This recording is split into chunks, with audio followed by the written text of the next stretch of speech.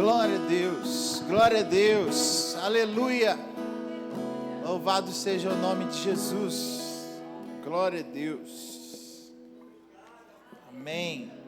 Bom dia, irmãos, você está bem? Que bom que você está aqui nessa manhã, amém? Deus vai falar ao seu coração, você crê? Amém. Aleluia, Deus é bom demais. Vamos ler a palavra de Deus? Aí você vai poder se sentar, amém? Nós vamos dar continuidade ao nosso estudo sobre a primeira carta de Paulo aos Coríntios, amém? E hoje é a vez da gente falar sobre o capítulo 11. Por uma questão didática, a gente vai ler os versículos do final primeiro e depois a gente vai ler os do início, amém? Então, nós vamos ler primeiramente, primeiro aos Coríntios 11, a partir do verso 17.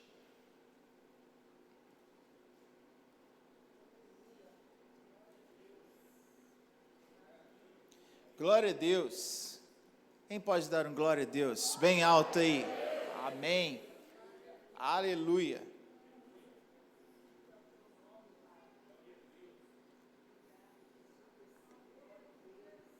Nós já pedimos Deus para abrir o céu sobre nós aqui nessa manhã. Você crê que Deus ouve? Amém? Amém. Eu creio sobre nós aqui uma atmosfera, céus abertos, em que Deus pode trazer sobre nós tudo que está no coração dele. E eu creio que é isso que Deus vai fazer aqui nessa manhã, trazer o seu coração, o que está no coração dele, para a sua vida, para a nossa vida aqui nessa manhã. Amém? Glória a Deus. Primeira carta de Paulo aos Coríntios, capítulo 11, o versículo 17. Nisso, porém, que vos escrevo, não vos louvo, porquanto vos ajuntais. Peraí, que eu estou fazendo um negócio que eu não combinei ali. Estou usando a versão. Agora sim, bora. Volta no 2, lá, no 17 para mim, por favor.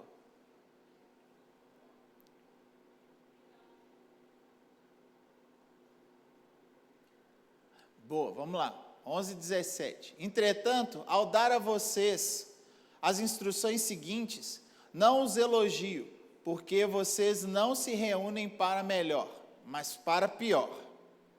Pode ir passando aí. Em primeiro lugar, ouço que quando vocês se reúnem como igreja, há divisões entre vocês, e até certo ponto creio nisso. Ou seja, eu estou ouvindo que entre vocês há divisões. E eu estou chegando à conclusão que isso é verdade. É isso que Paulo está falando. Pois é necessário que haja divergências entre vocês, para que sejam conhecidos quais sejam entre vocês os que são aprovados. Quando vocês se reúnem, não é para comer a ceia do Senhor, porque cada um come a sua própria ceia sem esperar pelos outros. Assim, enquanto um fica com fome, o outro se embriaga.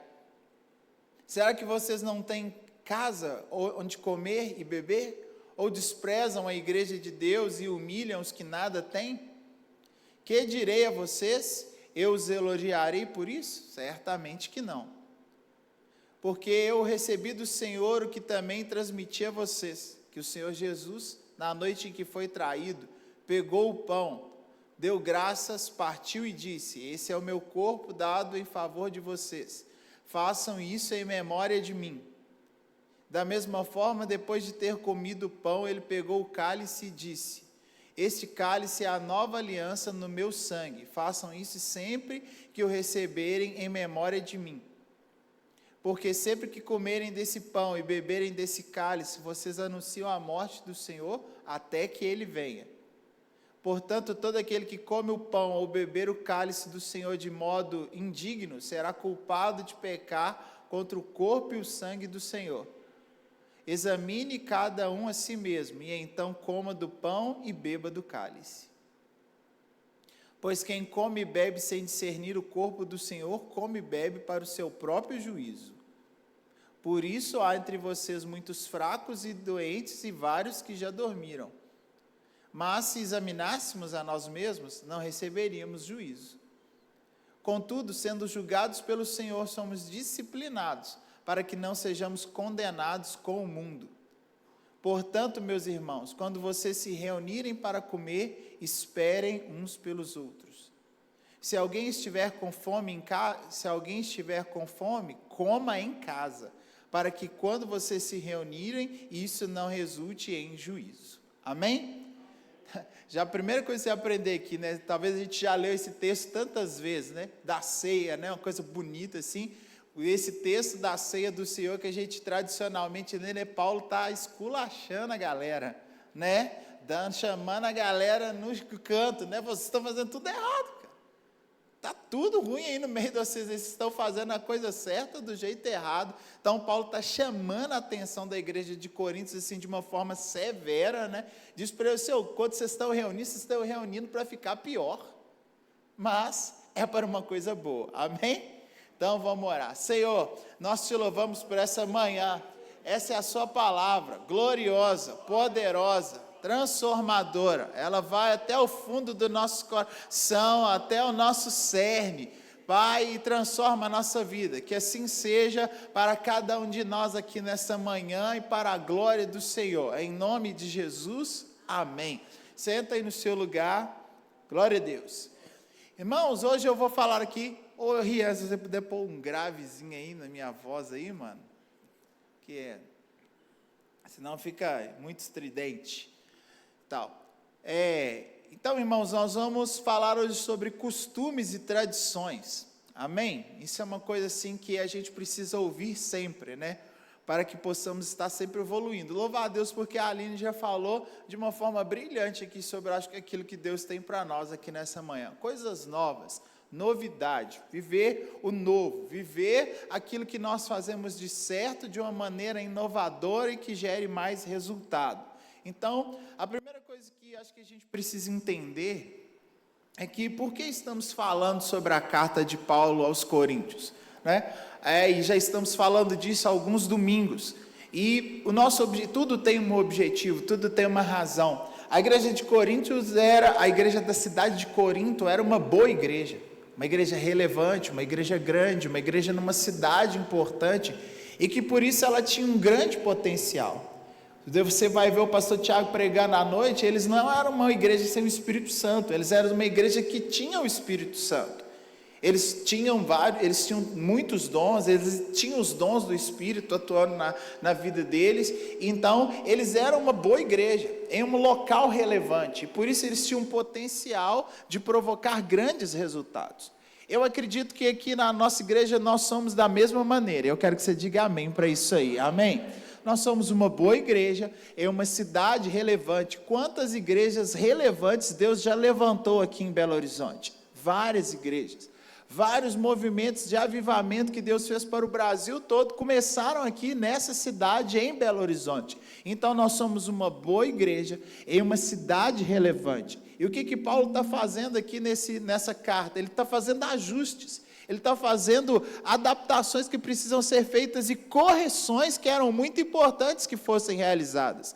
Você vê que eles estavam fazendo a ceia de um jeito errado, e Paulo vem aqui nesse capítulo 11 corrigindo ele, ajustando ele, assim, cara, para dar certo, vocês precisam ajustar isso aqui não está bom. Mas Paulo não estava fazendo aquilo simplesmente pelo prazer de corrigir ou de apontar o erro deles. Mas Paulo acreditava muito naqueles irmãos. Ele fundou aquela igreja, ele pregou para os primeiros crentes daquela igreja, e havia uma expectativa no coração deles sobre como Deus podia usar aqueles irmãos. E eu creio que nossa igreja, estamos vivendo tempos de ajustes, tempos de adaptações, tempo em que Deus está colocando a mão em lugares que precisam ser colocados em nós, nessa casa, para que correções sejam feitas, ajustes sejam feitos, e eu creio, Deus vai, através desses ajustes, promover em nós a revelação de todo o potencial de igreja que nós temos para ser aqui, amém? Eu acredito que com os devidos ajustes nós vamos mostrar todo o potencial de igreja que nós temos para ser aqui nesse lugar. E quem sabe Deus também nos dará relevância além dessa cidade aqui, além dessa esquina aqui onde nós estamos. E esse é o nosso desejo. Acho que é importante a igreja ouvir sobre qual é o nosso desejo. O nosso desejo não é ser uma igrejinha aqui nessa esquina que alcança só algumas pessoas aqui, não. Nós estamos com expectativa de que Deus vai nos usar para mais do que isso aí, amém? Deus vai nos usar para abençoar muita gente, muitas pessoas. Nós estamos desejosos disso, né? Crendo que Deus vai fazer isso conosco. Por isso, os ajustes precisam ser feitos, acredito que diariamente. Todo dia tem uma coisa aqui para ajustar, uma coisa aqui para colocar no lugar, uma coisa que está fora do lugar e que precisa ser colocada no lugar para que Deus nos faça ter mais resultados, melhores resultados para a glória dele. Amém? Então, é isso que eu creio que Deus estava fazendo aqui, e é isso que nós também temos que deixar Deus fazer conosco, os ajustes necessários para darmos melhores resultados. Amém? Então, a primeira coisa que nós vemos aqui, Paulo falando são sobre costumes. Eu quero pegar esse texto aqui, essa parte do capítulo 11, para a gente falar sobre costumes. O que são costumes? Costumes são hábitos, são coisas que a gente faz porque a gente sempre fez. Costumes são manias que nós temos. Você tem manias lá na sua casa? Todo mundo tem mania na sua casa, né? E que são próprias de um determinado lugar, né? Lá na minha casa nós também temos as nossas manias. Na sua casa tem as manias lá que são próprias de você, né? E da sua família. E a nossa igreja também tem os seus costumes. Costumes é uma coisa natural, nós vamos convivendo junto, nós vamos sendo igreja juntos, nós vamos fazendo as coisas por muito tempo juntos, e a gente cria os nossos costumes, a nossa maneira de fazer as coisas. Costumes é uma coisa natural, a gente só não pode deixar que os nossos costumes, eles nos impeçam de fazer as coisas do jeito certo. Não é porque nós estamos acostumados a fazer uma determinada coisa, que aquela coisa está 100% certa. Não é porque nós já somos habituados a fazer uma coisa de um determinado jeito, que aquele é o jeito que gera mais resultado. Você quer ver uma coisa? Nós somos crentes, nós temos o costume de orar. Você diz amém para isso aí? Fala para a gente ficar todo mundo feliz com nós mesmos. Nós somos um povo que temos o costume de orar. Diga amém. Oh, glória, amém, está vendo, que bênção, nós temos o costume de orar, né, quem é de nós aqui que na hora do almoço, né, você fala, ontem na reunião de família na casa da Aline, lá meu sobrinho de 2 anos aqui orou, ele orou do jeito dele, lá assim e tudo, com as palavras, o pai dele soprando uma sugestão na orelha dele lá, e ele foi orando, no final todo mundo ficou feliz, amém, por quê? Porque nós temos o costume de orar antes das refeições. O costume em si é um problema? Não, mas existe uma coisa que é problemática, quando a gente faz de orar um costume, quando orar se torna apenas um costume na nossa vida. Quem de nós que já não foi para a cama e fez um negócio assim, oh Deus, obrigado por esse dia, te agradeço, Senhor, amém, amém, eu te abençoo, Deus, amém, amém, obrigado, amém, puf, né? Quem de nós aqui que nunca fez isso, amém? Quem nunca fez, que atire a primeira pedra, amém? Né? Então, isso às vezes acontece conosco, e tem gente que se contenta com isso. Você orou, irmão? Orei. E você orou, qual foi a oração que você fez? Aquela bucejada assim e tal, que você fez, que você até abençoou Deus, você estava com tanto sono que você abençoou Deus, né? E tal. Então, orar, irmãos, não pode ser para nós só um costume. Esse é o jeito, porque a gente tem o costume de orar, quer dizer que o nosso jeito acostumado de orar é o jeito certo? Não, esse jeito de orar, por mais que seja o que a gente conseguiu fazer, ele não é o melhor jeito, ele não é o jeito que gera mais resultado, ele não é o jeito que vai fazer realmente o céu se mover na nossa vida, na nossa casa, na nossa igreja. Essa oração que eu acabei de fazer aqui não move o céu, infelizmente. Né? Mas o poder não está em Deus, pastor. Mas a minha oração, ela é aquilo que faz a mão de Deus se mover. Então eu não posso orar por costume, eu tenho que orar como algo que é poderoso na nossa vida, eu tenho que orar como algo que faz a diferença. Eu não posso simplesmente aceitar que do jeito que eu estou fazendo está bom. Não, eu estou fazendo e só fazer está bom. Não, existe um jeito certo de fazer, existe um jeito que faz existe uma maneira de se fazer que gera mais resultado, existe uma maneira de se fazer que gera mais impacto na nossa vida, gera mais impacto no ambiente, gera mais impacto nas pessoas que estão ao nosso redor, e é desse jeito que a gente precisa de fazer. Eu estava com esse problema na minha vida. Aí um dia eu estava orando com os meus filhos antes dele dormir. Aí o Espírito de Deus falou na minha mente claramente assim: você está perdendo a oportunidade de ministrar as coisas sobre a vida dos seus filhos. Você está orando diante dos seus filhos estão vendo você orar, e a sua oração é uma oração porqueira. Se seus filhos que precisarem de aprender a orar, olhando você orar, eles vão falar assim: meu pai está falando com as paredes, isso não tem valor nenhum. Talvez seria Paulo falando comigo, né? Você está orando para pior. Você está orando de um jeito que seus filhos oram e não ficam motivados a orar. Você está orando de um jeito que seus filhos estão orando, olhando para você orar, e está falando assim: isso tem valor nenhum, não. Eu dormi, deve ser melhor que isso aí que meu pai está fazendo. Aí eu olhei para mim mesmo e falei assim: é isso aí. Aí eu comecei a orar diferente. Comecei a impostar orar. Falei assim: eu sou pastor, meus filhos sabem que eu sou pastor, e eu estou orando para eles. Quando eles verem orar, eles têm que ver que eu estou fazendo algo de fato poderoso.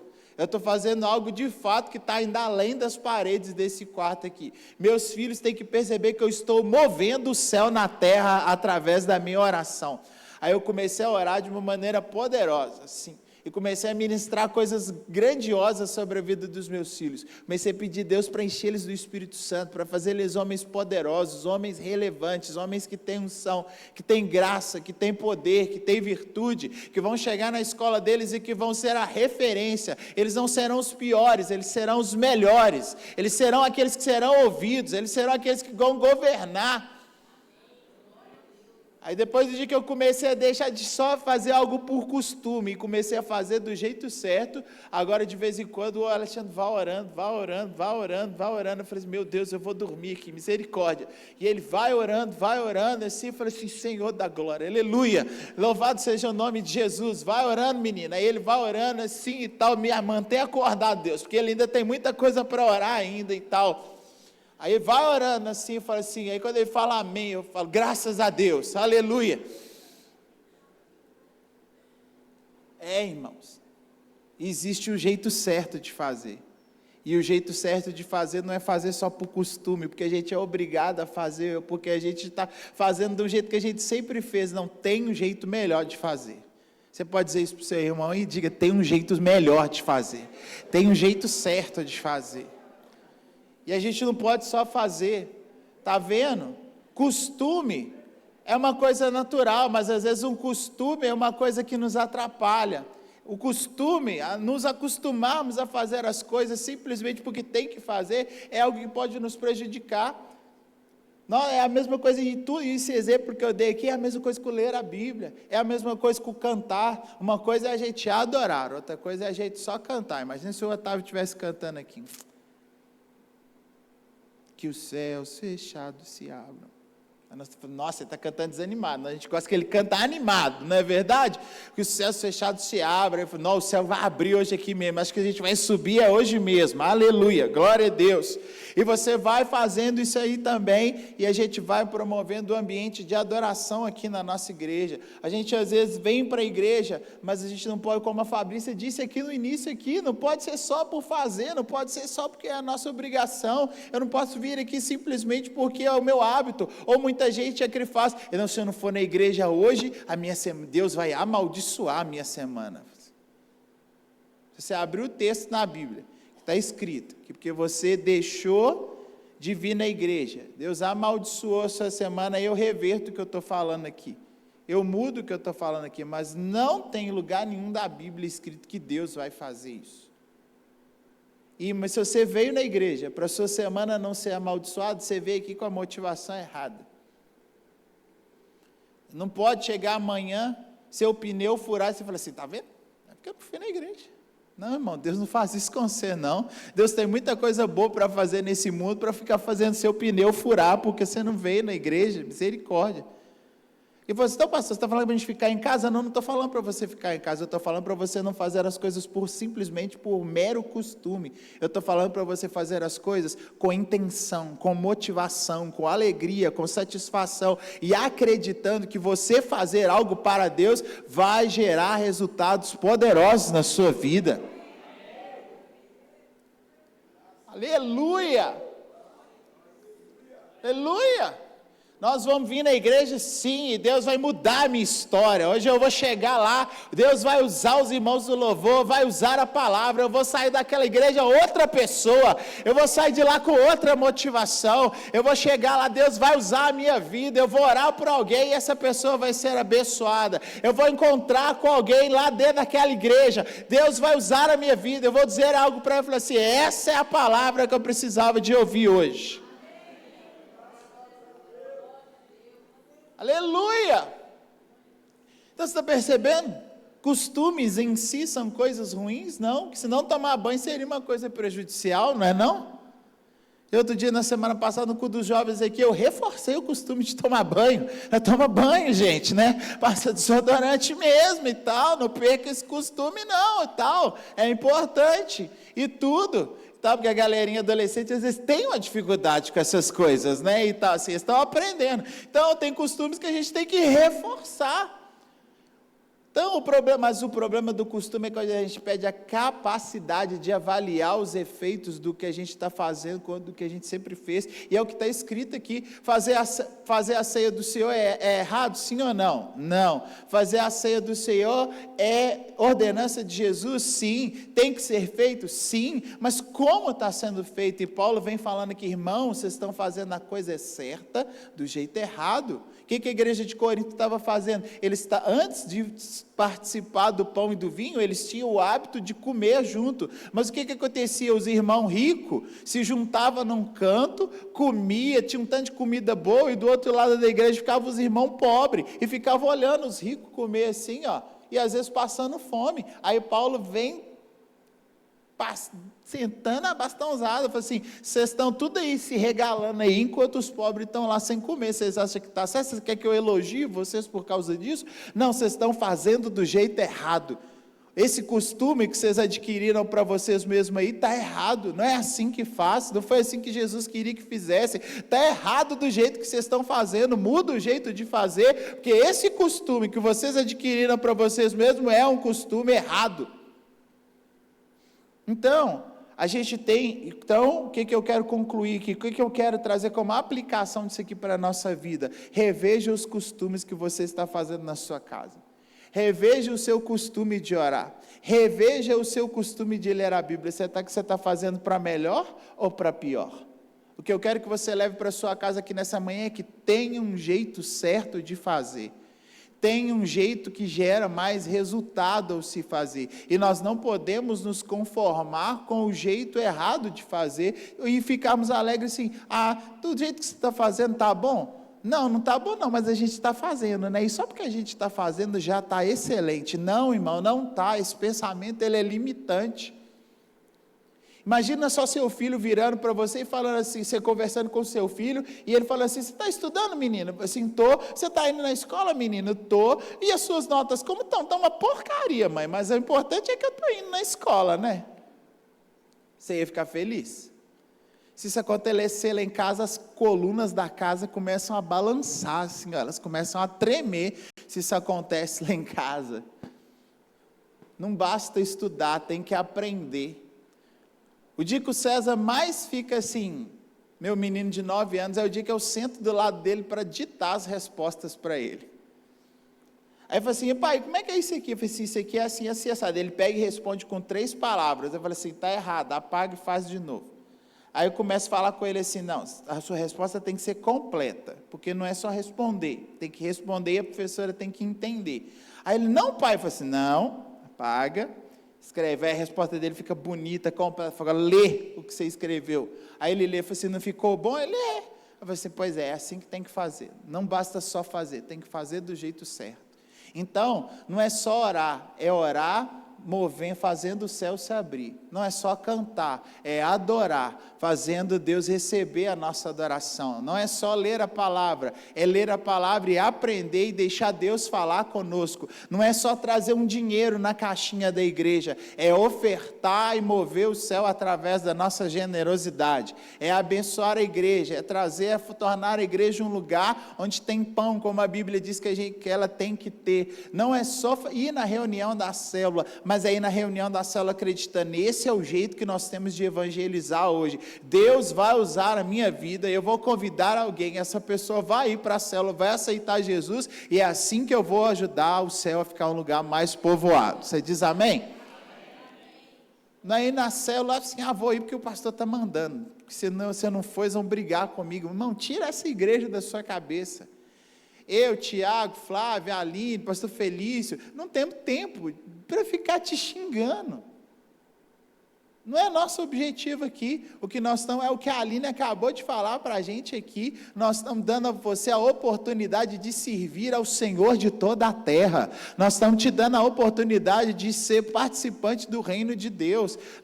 Estamos dando a oportunidade de você levar o Jesus que salvou a sua vida a salvar outras pessoas. E é nisso que a gente quer que você se engaje com a gente. Não é para você ter a gente como um bicho papão que fica aqui, que vai te xingar, não.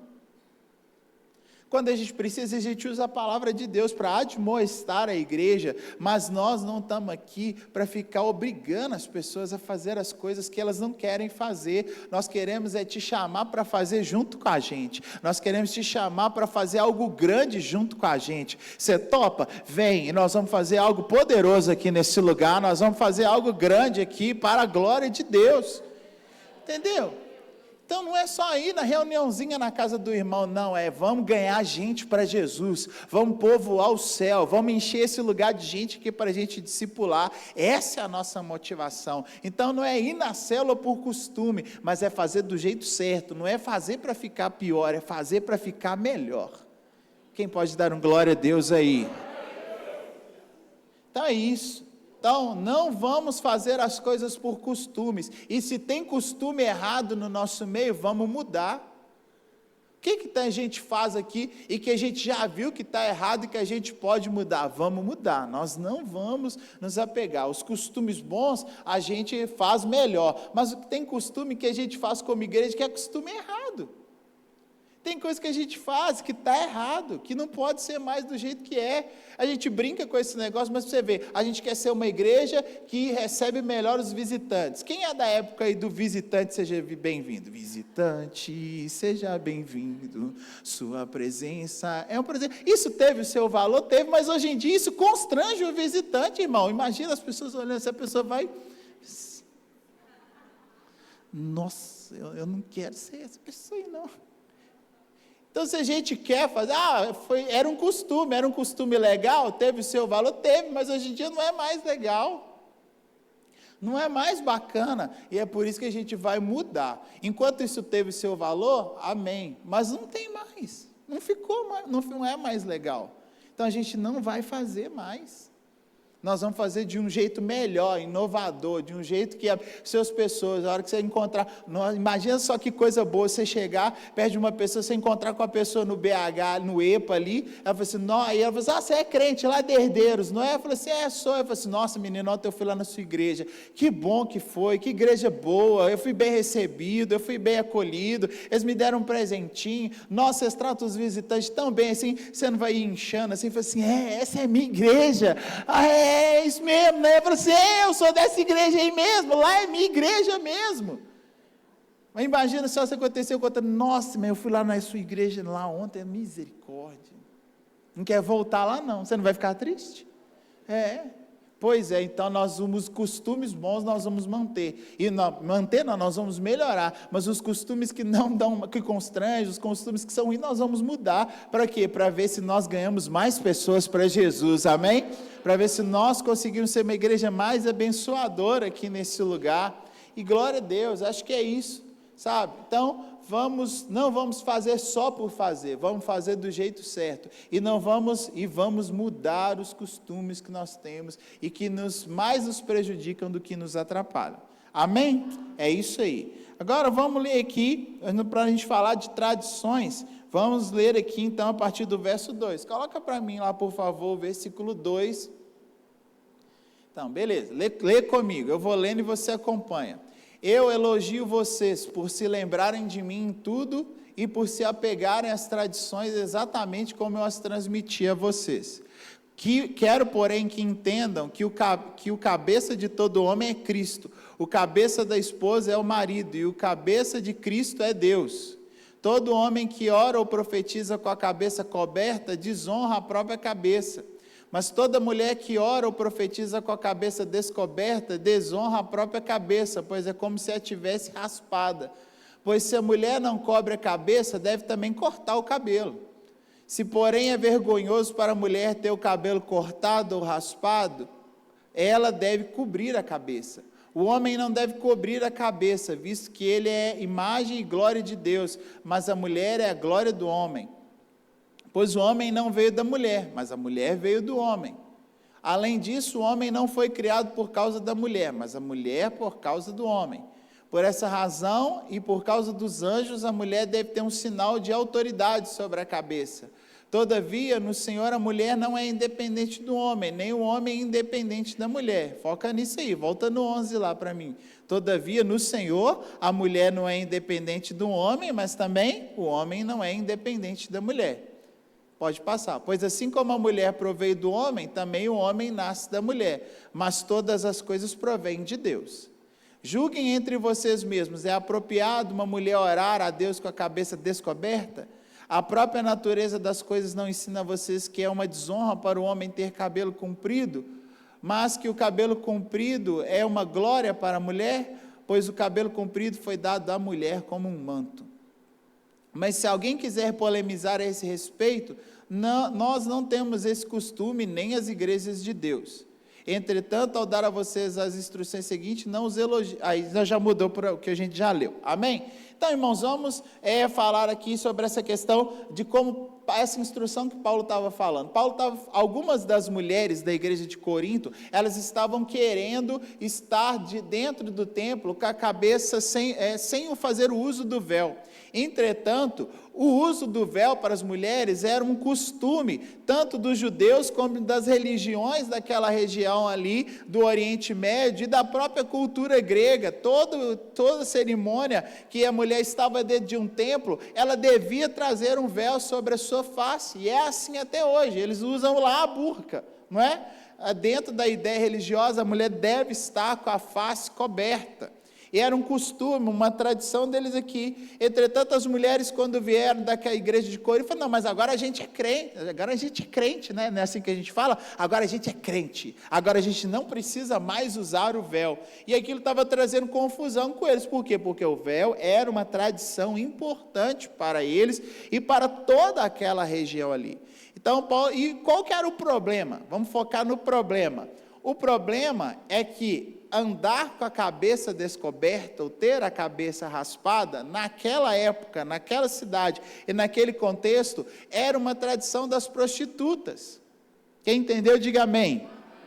Quem andava sem o véu? Quem andava pela rua sem o véu? Quem tinha por hábito a cabeça raspada? Eram as prostitutas.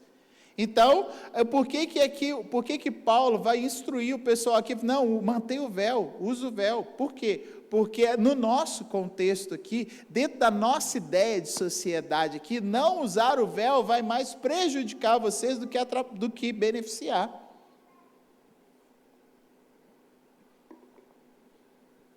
Então, Paulo pega aquela tradição, olha para o contexto deles e diz: mantenham essa tradição. É melhor que se mantenha essa tradição. É melhor que a mulher não fale dentro da igreja com a cabeça descoberta. Por quê? Porque a mulher com a cabeça descoberta, dentro da nossa ideia, cidade de Corinto, 2000 anos atrás, a mulher com a cabeça descoberta os remetia a um tipo de mulher que ninguém gostaria que aquelas mulheres cristãs fossem. Quem entendeu isso aí? Diga amém. Entendeu? Só que essa aqui tem que ser uma leitura que a gente faz contextualizada. Essa fala de Paulo é para aquele tempo, é para aquele momento, é para aquela cidade. Imagina eu chegar para você, mediante isso que nós lemos aqui, irmãos, a partir do culto das 18 horas, todas as irmãs com véu aí. Deu para entender? Entendeu? Não vem sem véu não, senão você vai, que é igual eu preguei hoje de manhã lá. É isso que a gente vai fazer? Não, não é isso que a gente vai fazer, né? Por quê? Porque nós somos uma igreja de 2024, do Brasil. Olha só, eu não estou pregando aqui sem terno.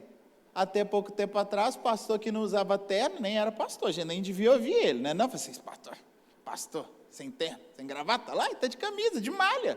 Por que eu tenho que ouvir um pastor que está de camisa de malha? Misericórdia, eu acho que ele nem sabe a Bíblia, né? Porque parecia que o poder estava no terno, né? A graça estava no terno. Eu posso ter ficado a semana inteira preparando esse sermão aqui, mas como eu cheguei aqui sem a bendita da gravata, ninguém vai me ouvir. Entendeu? Então, o que eu quero dizer com isso aqui? Que nós temos que tomar cuidado com as tradições. Tem tradição que é boa. Essa tradição aqui não é maravilhosa? Amém? Se você está sem a sua aí, eu estou com a minha aliança aqui, né? Lá tem alguém feliz no banco sentado ali, porque eu estou pregando com a minha aliança, não é verdade? Se você está sem a sua aliança aí, dá seu jeito de comprar a sua aliança. Por quê? Porque tem tradição que é boa, tem tradição que tem que ser mantida, né? Eu não posso estar no meu serviço, na cidade, na escola, pegando os meninos lá, no futebol, na quadra lá, junto com meus meninos, sem estar com a minha aliança, porque toda mulher que passa e olha eu com os meus meninos bonitos, lá fala assim, ele é bonito, mas ele tem uma esposa, né? Ele, os meninos dele, é bonito e tal, mas ele tem uma esposa, não pode mexer com ele, né? Esses meninos talentosos dele, tem uma mãe, esse homem tem uma esposa, né? E tudo. Então, tem tradições que são boas, que devem ser mantidas, e que têm um valor cultural para nós. É igual semana passada aqui, eu estava falando no culto dos adolescentes aqui de namoro, né? Você acha que eu vim aqui e falei assim, gente, virgindade não é mais tradição entre nós, não. Do início ao fim, falei, gente, nós temos que casar virgem, viu? Vocês podem namorar, namoro é de hoje, mas todo mundo aqui tem que casar virgem. Eu quero que todo mundo chegue aqui na minha reta, aqui, quando eu for fazer seu casamento, bonitinho, do jeito que tem que ser virgem, amém? Aí todo mundo disse amém, né? Eu falei, isso,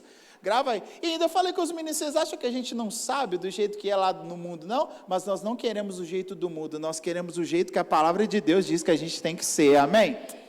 Então, tem tradições que elas têm seu valor, elas são boas, né? Aqui na nossa igreja a gente ainda ainda lê a palavra de pé. Qual que é o problema dessa tradição? Nenhum problema, mas existem tradições que elas mais prejudicam do que atrapalham. Eu quero rapidamente falar aqui que o véu para aquela cidade, ele era um sinal de autoridade, de mulher casada, de mulher que remetia ao papel, né? O homem é o responsável, a mulher deve ser submissa ao homem, ela tem um marido, ela tem um pai, ela não é uma mulher solta na vida, ela é uma mulher de família. O véu para eles representava que a mulher era uma mulher de família, né?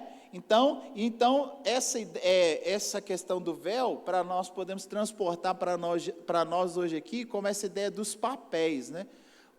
O que a gente deve se apegar como família?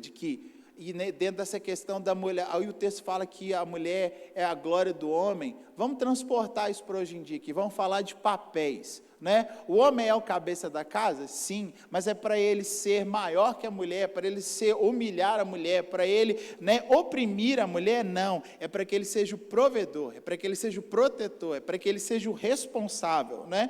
É isso que tem que acontecer dentro das nossas famílias. Imagina só, o pastor Tiago chega lá na minha casa e a casa está estranhamente sem luz, né? O menino chega só para me ouvir dizer, é porque cortaram a nossa luz, pastor, e tal. Aí você acha que o pastor Tiago vai pegar e vai ligar para a Aline? Aline, por que a casa está sem luz?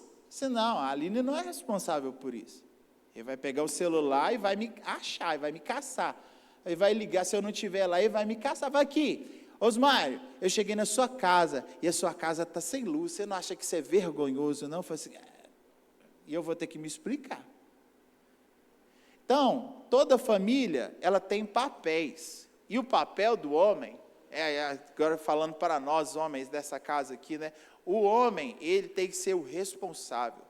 Ele tem que ser, de fato, aquele que se responsabiliza por tudo, não é só financeiramente, não. O homem é o responsável pela espiritualidade da casa, o homem é responsável pelas finanças da casa, o homem é responsável pela proteção da casa, o homem é responsável pela manutenção da casa, o homem, ele é 100% responsável por a casa dele estar dando certo ou estar dando errado. O papel da mulher é ser a auxiliadora, a ajudadora. A mulher sabe que contribui para que isso aconteça. É claro que é difícil para o homem fazer uma casa dar certo tendo uma mulher que não é sábia, uma mulher que não é ajudadora, uma mulher que gasta mais do que ganha, que pega, estoura os cartões de crédito, tudo. Não tem homem que consegue fazer essa casa dar certo. Mas o responsável tem que ser ele que tem que sentar com a família, ele que tem que discutir as finanças da casa. Se na casa não lê a Bíblia, o responsável é o homem. Se na casa não ora, o homem é que é responsável, não é a mulher. Ele é o sacerdote da casa. E ele tem que fazer as coisas darem certo. E por que isso tem que ser falado na igreja, irmãos? Porque nós vivemos uma sociedade que quer diminuir o homem, bobalizar o homem. Quem é que nunca assistiu a Peppa Pig chamando o papai Pig de um papai bobinho? Mas isso é uma ideia que se quer transmitir, de que o homem tem que ser fraco, bobo, inoperante, irresponsável. Quem tem que resolver tudo é a mulher. Isso está errado. Quando a mulher resolve assumir o papel do homem, ela traz para ela estresse e fadiga. E você sabe do que eu estou falando. Todas as vezes que você se vê no lugar de tomar as funções do seu marido, você, no final do dia ou no final de um processo, a mulher fala assim, estou cansada. Porque isso não é o papel dela. O papel da mulher é ser a ajudadora, biblicamente falando. E nós, homens, não podemos ser irresponsáveis com isso. Toda família que chega a um ponto de divórcio, com certeza que ela passa por um papel de inversão de papéis. Imagina você chegar na minha casa e você vê lá que é meus filhos que estão comandando. É meus filhos que estão dando as direções da casa. Não, isso não é o papel deles. O papel de dar as direções da casa é meu e da Aline. Meu menino não vai chegar lá amanhã, um dia, e vai falar assim, pai, vou namorar. Ele não vai fazer isso. Porque ele sabe que para isso acontecer, ele tem que chegar e discutir isso comigo e com a mãe dele. Seu filho não chega lá e não te comunica que vai namorar. Mas também, quantas vezes você conversou sobre namoro com seus filhos? Quantas vezes você sentou sua família à roda da mesa, você, seus filhos, e disse assim, gente, vamos falar aqui sobre namoro. Como é namorar na nossa casa? Como foi comigo e sua mãe, e como eu quero que seja com vocês? E nenhuma vírgula se arredará do jeito que nós vamos combinar aqui. Aí seu filho não vai chegar lá para você falando assim, pai, vou namorar não, porque ele já sabe, já foi combinado, já foi conversado, já foi instruído, já foi orientado, e ele sabe que ele não deve chegar lá e colocar de um jeito que não é o que tem que ser. Mas quando nada é combinado, nada é conversado, nada é falado, o próprio menino começa a achar que ele pode pôr as regras. E imagina só o adolescente é alguém que está começando a se construir como pessoa. Todo mundo que está começando a se construir acha que pode dar a sua opinião. Ele pode dar a opinião dele, mas ele não pode achar que é do jeito dele. É do jeito que é combinado, que é colocado, que é estabelecido. Então, tome cuidado com os papéis na sua casa. Na sua casa, cada um tem que ter o seu papel. O homem tem que ter o papel dele. A mulher tem que ter o papel dela. E os filhos têm que saber o seu lugar, papel, função e oportunidade. Você diz amém para isso aí? Amém? Então, essa ideia aqui do véu é transmitida para nós como papéis. A mulher que trazia o véu, ela era uma mulher que era uma mulher de família. E que tinha sobre ela uma autoridade. Alguém que era responsável, fosse o pai ou o marido. Né? E trazendo isso para a igreja, nós louvamos a Deus pelas mulheres da nossa igreja. Você também dá graças a Deus por isso aí? Amém?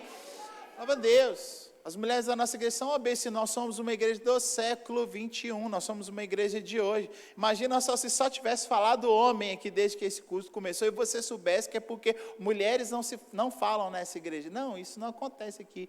Fabrícia já falou, tia Helena já ministrou, a Aline já deu a palavra dela aqui, que é tão boa quanto a que eu estou dando aqui agora, e depois eu estou falando. Há um lugar, nós não tem aqui, homens e mulheres não são maiores uns que os outros, mas nós trabalhamos juntos para a glória de Deus aqui nesse lugar, amém? Nós vamos fazer uma grande parceria aqui, e aqui é um lugar que honra é uma cultura. Então o que é que nós vamos fazer aqui com as mulheres da nossa casa? Nós vamos honrar. Eu nunca me esqueço aqui do dia que eu preguei aqui no culto da juventude aqui, sobre esse filme da Barbie aí, né, e tal, como que o homem é colocado como uma besta fera, né, Que bate na bunda da mulher e tudo, que a trata como um objeto. Eu vim aqui destruir toda essa visão de masculinidade, né? Mas coloquei que não, o homem aqui, ele é um homem de Deus, nós temos a mente de Cristo, nós protegemos as mulheres aqui. Se alguém fizer isso com alguma mulher nessa igreja, que é capaz dos homens voar em cima do pescoço dele, fala assim, onde você acha que você está, amigo?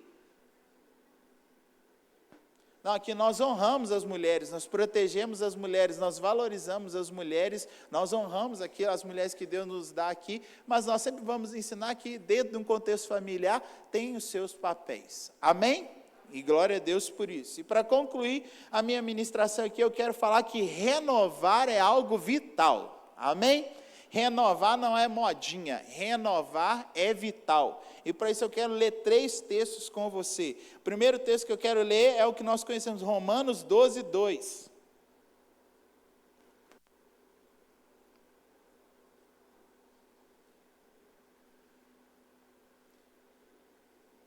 Você conhece bem. Romanos 12, 2 diz, não se amoldem ou não se conformem ao padrão desse mundo, mas transformem-se pelo quê? Diga bem alto, renovação. Renovação da sua mente. E para que eu preciso me renovar? Para que eu possa experimentar qual seja a boa, agradável e perfeita vontade de Deus. Irmãos, renovar é algo que me leva a experimentar mais de Deus. Outro problema das tradições é a gente ficar com aquele pensamento pequeno, assim, limitante, né? Os pensamentos são limitantes. A igreja sempre fez assim, nós vamos continuar fazendo sempre assim. Por quê? Porque nós sempre fizemos assim. Irmãos, isso é uma coisa limitadora. A Bíblia está falando que a gente tem que renovar a nossa mente. A gente precisa renovar o nosso jeito de fazer. A gente precisa ser uma igreja, como a Aline já falou aqui, uma igreja aberta ao novo. Uma igreja que procura se renovar, por quê? Porque para a gente alcançar as pessoas de hoje, nós precisamos renovar a nossa igreja para alcançar as pessoas de hoje. Renovar não é uma moda, renovar é algo vital. O sucesso da nossa igreja depende de nós renovarmos aquilo que as tradições não conseguem mais resolver. É o que eu acabei de falar aqui. Nós queremos uma igreja que acolhe os jovens. Nós queremos uma igreja cheia de jovens. Jovem é bênção. Mas será que nós estamos fazendo uma igreja para a juventude? Se você vier aqui, e eu louvo a Deus porque a nossa igreja é uma igreja com a mente aberta, e nós estamos fazendo um grande trabalho de juventude aqui, porque a nossa igreja nos apoia. Você chega aqui, dia de sábado aqui, o culto é um culto para jovem. É som mais alto, é muita luz, é luz batendo na nossa cara, assim, tudo, eles cantando os worships deles e tal. Outro dia eu falei aqui, eu falei lá na minha série, irmão, você acha que eu gosto de todas as músicas que os meninos cantam no culto da juventude, que eu acho todas maravilhosas? Não, tem umas que eu sento no banco e falo assim, mano, esse trem é feio demais. E tal, mas eu canto todas que eles cantam, eu canto também, levanta a mão, falei, é isso aí, gente, vamos cantar, diz que vocês gostam, não pode falar heresia, mas você fala, tem uma aqui que eu acho maravilhosa, Colossenses e suas cordas de amor, nosso Pai, misericórdia, mas é só a Bíblia escrita, a irmã pegou a Bíblia e cantou todinha assim, ó. Aí você vai olhando assim, não é bonito não, mas é a Bíblia, cantar, você é a Bíblia, deixa cantar do que quiser, no ritmo que quiser, e tudo, é a Bíblia. Colossenses, imagina, adolescente cantando Colossenses, assim, eu falo, oh, glória, aleluia, canta mesmo e tal, bonito não é não, mas é a Bíblia, então tá bom, e eles gostam. Então a gente precisa de fazer uma igreja que alcança a juventude, né, e que é tal, sim, do jeito deles, de uma maneira deles, inovadora, né? Mas que leva eles a serem crentes. Eu fico tão feliz, você pode ver, eles começam o culto aqui, outro dia eles fizeram vigília, os meninos falando da Bíblia com amor, com paixão, eu falo assim, glória a Deus, é isso aí, se a luz é colorida e se o som não tem problema, o importante é eles saberem a palavra do Senhor. Então, renovar é algo vital. Outro texto que eu quero ler aqui, Eclesiastes 3, 1. Para tudo há uma ocasião certa, há um tempo certo para cada propósito debaixo do céu. Para tudo tem um tempo, irmão. Diga para quem está do seu lado aí, para tudo tem um tempo. Diga isso para ele, para tudo. Inclusive para as tradições, irmãos. Até as tradições têm o seu tempo determinado. Até as tradições têm um tempo que elas causam efeito. E depois que as tradições perdem a capacidade de gerar efeito, sabe o que tem que fazer com elas? Mudar. Toda tradição que já perdeu o seu efeito, só tem uma coisa que tem que fazer com ela, mudar ela. Não é o que aconteceu com a oferta? Nós queremos uma igreja generosa, mas como que a gente vai ser uma igreja generosa que só aceita dinheiro físico? Eu sinceramente não me lembro, já deve ter acho que umas 3 semanas que a minha carteira não veio a nota. E não é porque eu não tenho dinheiro, não. O dinheiro está em outro lugar. Né? Glória, aleluia, né? Amém. Não é porque eu não tenho dinheiro, não é porque eu estou cheio de dinheiro, não é porque eu não tenho dinheiro nenhum, não.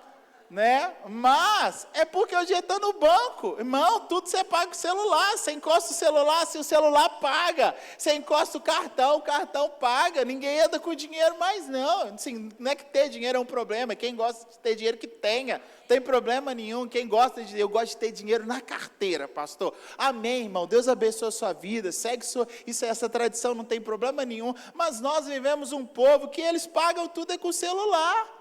Se a praça de alimentação não tiver a maquininha para o menino chegar lá e encostar o celular dele assim e pagar, o menino não paga.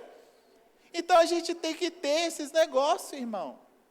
O dinheiro é uma coisa, o gasofilácio é uma tradição maravilhosa, né? O gasofilácio, a gente já levantou o gasofilácio, a gente já orou, assim, quantas coisas bonitas a gente já fez com o gasofilácio, mas o gasofilácio é um negócio que vai acabar.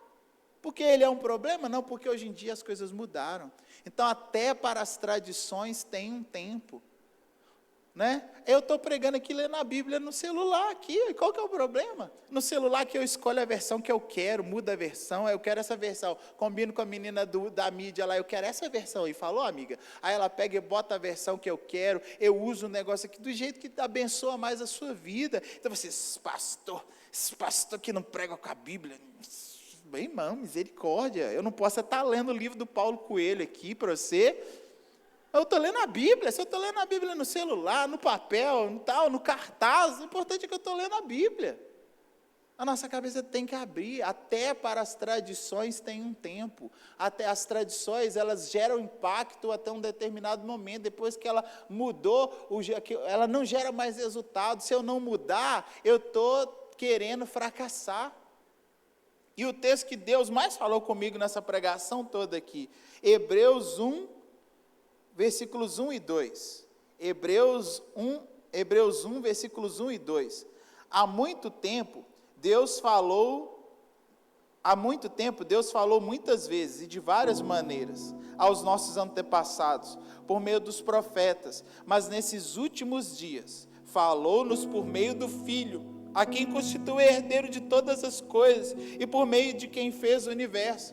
Imagina só, irmão, Deus sentado lá e olhando assim, eu já falei de muito jeito, eu já falei de muitas maneiras, mas o jeito que eu estou falando não alcança mais o coração dos homens. Eu vou falar de um jeito novo, eu vou falar de um jeito inovador, eu vou mudar o jeito que eu estou falando, porque o jeito que eu, Deus, estou falando, não alcança mais o coração deles. Eu vou falar de um jeito novo.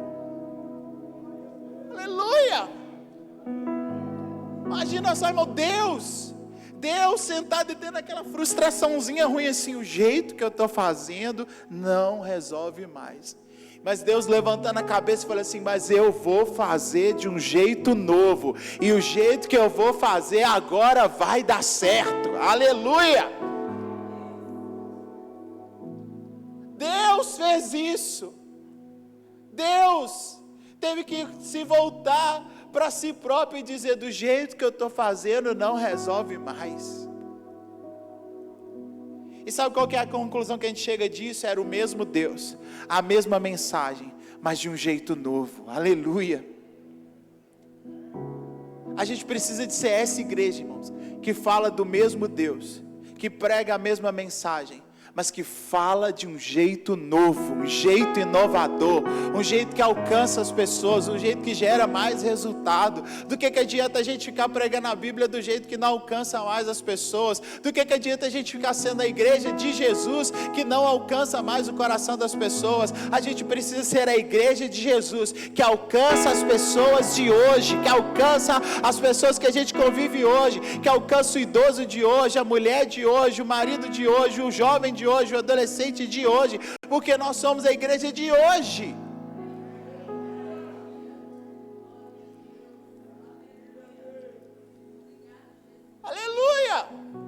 E se eu precisar de uma inspiração, meu irmão, eu só olhar para Deus e eu falar assim: Deus fez isso.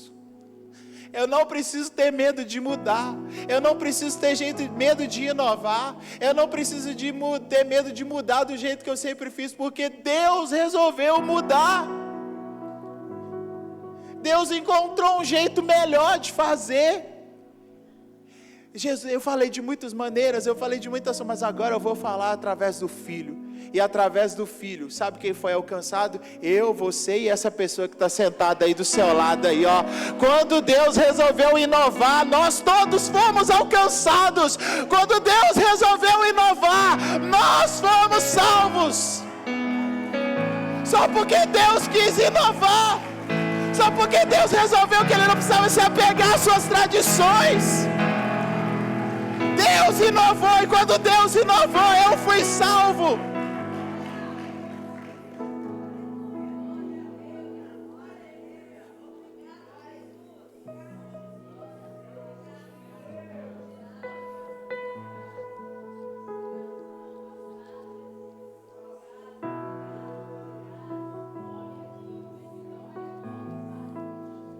E se nós quisermos alcançar mais pessoas, irmão, nós precisamos inovar também.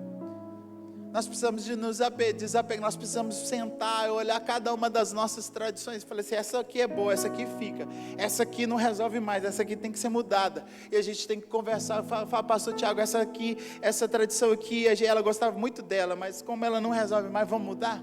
Vamos fazer de um jeito melhor? A gente gostava muito disso aqui, mas isso aqui não resolve mais, vamos mudar. Eu vou apoiar o Senhor, eu vou ajudar o Senhor, eu vou estar do lado do Senhor, pode mudar, seja corajoso. Não seja um pastor apegado às tradições, não. As tradições boas que fiquem, mas que as que não resolvem mais nada, que a gente está fazendo só por fazer, vamos parar de fazer, vamos fazer de um jeito que dá resultado, vamos fazer de um jeito que salva mais gente, vamos fazer de um jeito que leva a gente a discipular as pessoas melhor. Nós não estamos apegados a tradições que não resolvem mais nada, nós queremos fazer de um jeito que salva mais gente.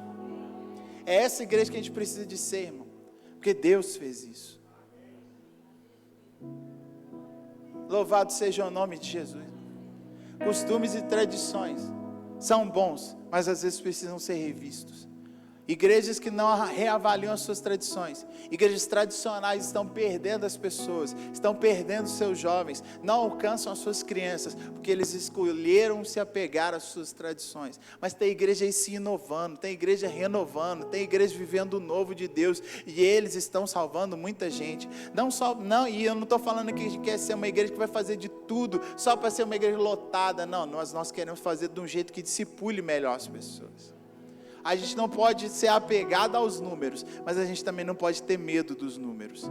Mais gente é sinal sim de que a gente está sendo uma igreja melhor. Mais gente é sinal sim de que nós estamos sendo uma igreja mais saudável. E nós queremos isso, nós desejamos isso. Então meu convite para você é: vamos ser essa igreja inovadora. Vamos ser igual quem? Vamos ser igual Deus.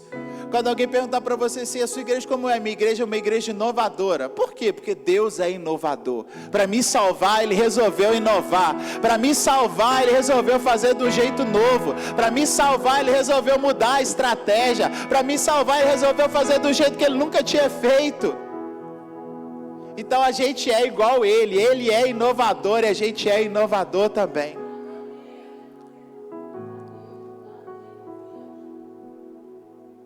Guarda isso no seu coração. O mesmo Deus, a mesma mensagem, de um jeito novo. Aleluia. Glória a Deus. Em Apocalipse 21, meu irmão, terminando a Bíblia, Deus vira, o próprio Deus vira e diz o seguinte: aquele que estava sentado no trono disse: eu estou fazendo o quê? Novas todas as coisas. Aleluia!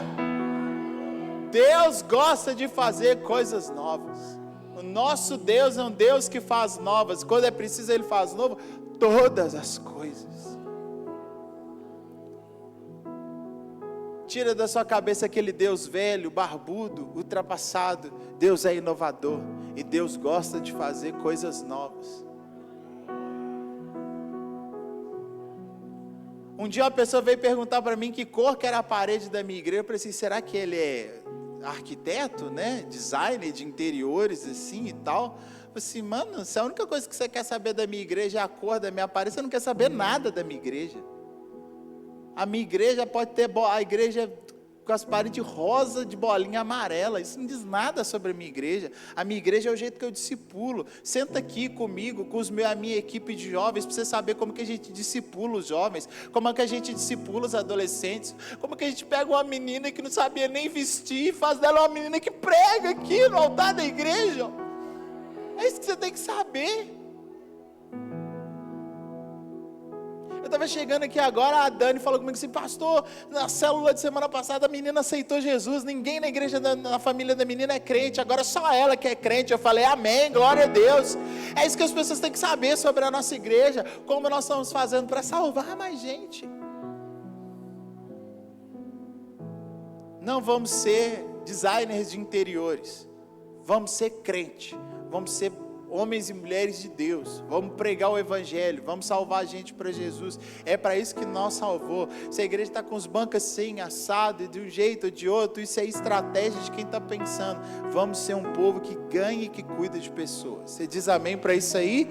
E vamos fazer de um jeito novo e que salva mais gente. Vamos fazer de um jeito novo e que salva mais pessoas. Por quê? Porque Deus fez isso. Vamos ficar de pé, amém?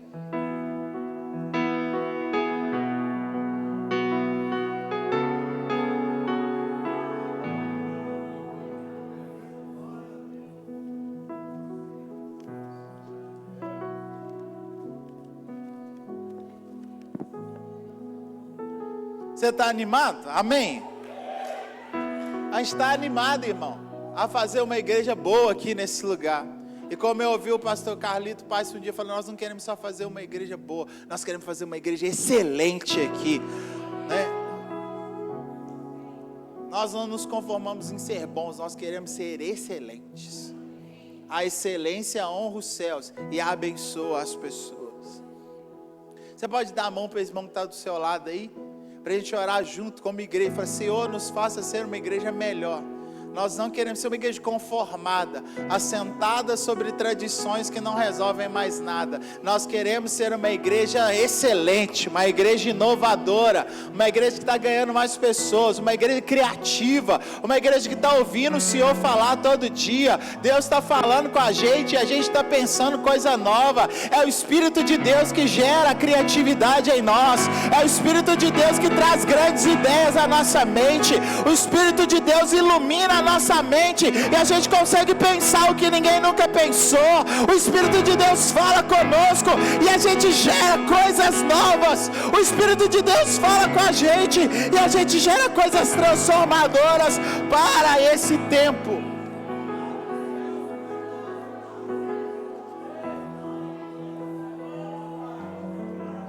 Senhor, nós oramos a Ti como igreja aqui nessa manhã. Nós queremos ser como o Senhor é. A nossa oração aqui nessa manhã é: faça-nos ser como o Senhor é. Nos faça ser criativos, nos faça ser inovadores. Nos faça ser uma igreja que ama o novo, que é aberta ao novo.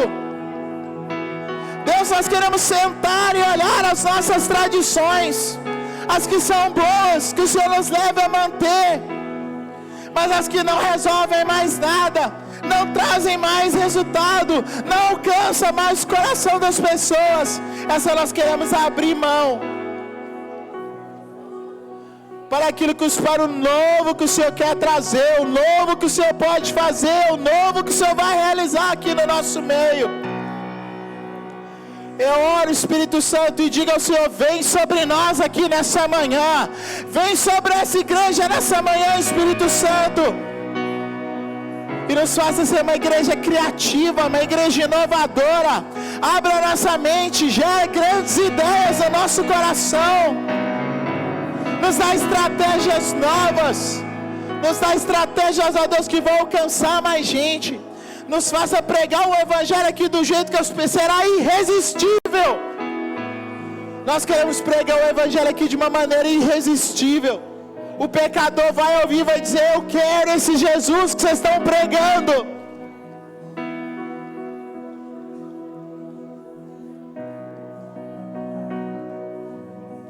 o Senhor derrame sobre nós aqui nessa manhã uma unção de criatividade. Que o Senhor derrame sobre nós aqui uma unção de inovação. Vem Espírito de Deus, vem sobre nós. Traga vinho novo sobre a nossa vida. Traga unção nova e fresca sobre nós. Traga uma unção para esse tempo sobre a nossa vida.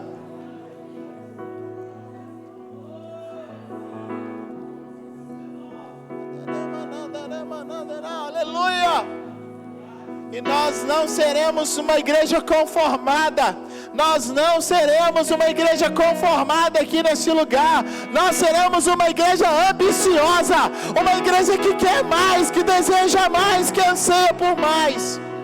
E eu profetizo sobre nós aqui nessa manhã. Nós vamos experimentar a boa, agradável e perfeita vontade de Deus para nós aqui em todas as áreas da nossa vida e igreja.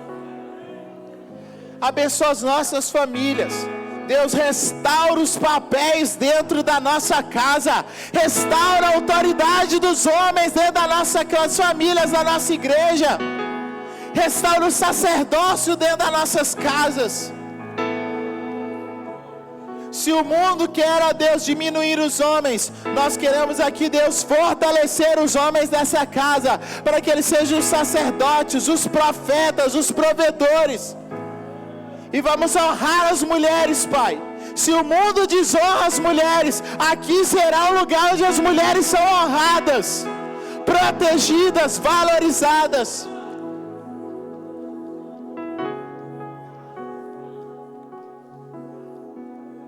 Senhor, abençoa a nossa igreja. Nós não estamos aqui perdendo tempo, mas nós cremos, o Senhor está nos usando, nos levantando para uma grande obra aqui nesse lugar. Uma grande obra está acontecendo aqui, Senhor.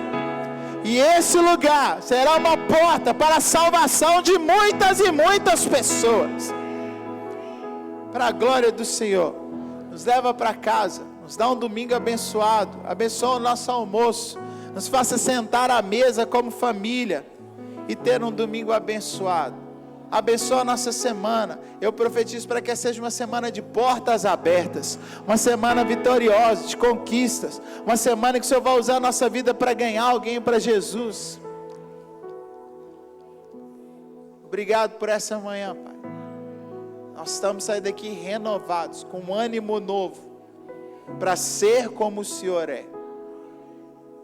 Que o amor de Deus, a graça salvadora de Jesus e a comunhão do Espírito Santo seja sobre essa igreja, a igreja de Jesus na terra.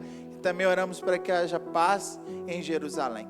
Deus abençoe a sua vida. Abraça um irmão aí, abençoe a vida dele e diga: vamos ser inovadores. Que Deus te dê uma unção nova de criatividade para a glória dele. Deus te abençoe. Amém.